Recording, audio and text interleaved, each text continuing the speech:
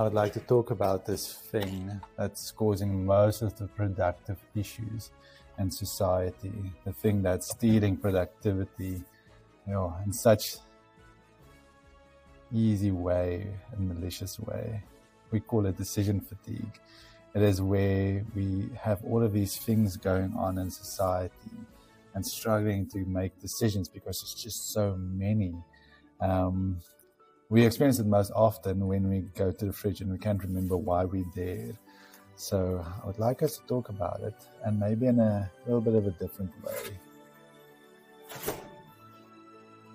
Fatigue isn't just a fridge story, it's also a pantry story. There's all of these options, things you have to do, causing mental, emotional, physical drainage, causing us to cope by procrastination, and eventually burnout. All of these things that we're struggling to get to grips with. And that's just physical things. And we're trying to cope by lessening physical things. Minimalism did a great job in that, trying to get rid of physical clutter in your life, which is great. But maybe we should try and get rid of mental clutter as well. So decision fatigue, you have all of these things that need your attention, and all of these things it's not necessarily bad, it's not necessarily evil, it's not something that you should try and maybe get rid of.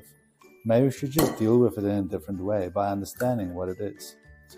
You can almost say, but your brain works like a roadmap in a library that's smashed into each other. There's all of these roads going to different directions and different books as well. So if you repeat information, your brain runs this road up and down numerous times, and it makes the road thick. That causes muscle memory. But also when something traumatic or something very joyful happens, you make the road go thick because of the emotional connection to it. And that causes this road to become very thick instantaneously. So the thicker the road is, the easier it is to remember the information. So it's just the way our brain works, labeling situations so that it can function better in this life. So when we label situations, it's almost like our brain is carrying all of these tasks that needs to be happening every day. Things like you have to remember to wake up and feed the dog, take out the garbage. You have to do all of these things. And by doing these things, it's not necessarily a bad thing, but having that to-do list that's so exhaustive causes our brain to be overloaded by all of these things. So am I suggesting to do less? Well, that's not really what I'm suggesting. What I'm saying is, if you wake up in the morning and you say, but you have to go and gym later today, in the morning, it's almost like that thought is like a nice idea on paper, and your brain carries that the whole day through. But if your brain has to carry this the whole day, in the end of the day, it's going to feel like this big muscle mass that you are carrying. By the time you get to the gym, it's just been too long, too much already. Just getting there was exercise enough. So how should we be able to do these things differently that makes us become less decision fatigue-ish? I know this guy, he schedules one day in the year, and that one day he tries to sort out all the mess he's made the whole year. So this guy, he would put a drill here and a hammer here, and when that day arrives, he goes, grabs everything and just put it in its place again.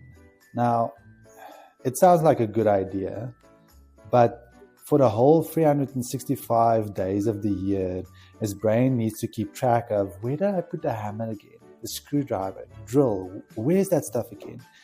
And sometimes we have people working for us, and then we take it out on them, saying, but you should have put it there, you should have put it there, or you have to remember where it is. And it's all of this massive things we have to remember, and it's just so difficult keeping track of everything.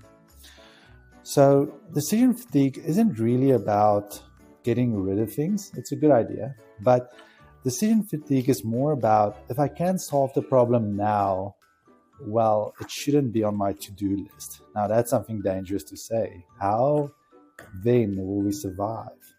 I don't know if you've noticed, but there's this little bit of muffin mix that I spilled over here.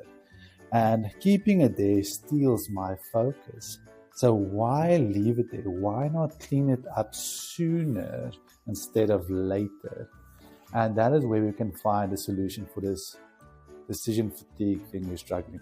Just to explain the working of the brain a little bit better, this is what school kids a lot of times struggle with. They read new information without creating the book first inside of their brain. So if I ask you, do you know the capital city of Finland? You might not know. But by me asking, do you know the capital city? Your brain is creating a book called Finland, capital city of Finland.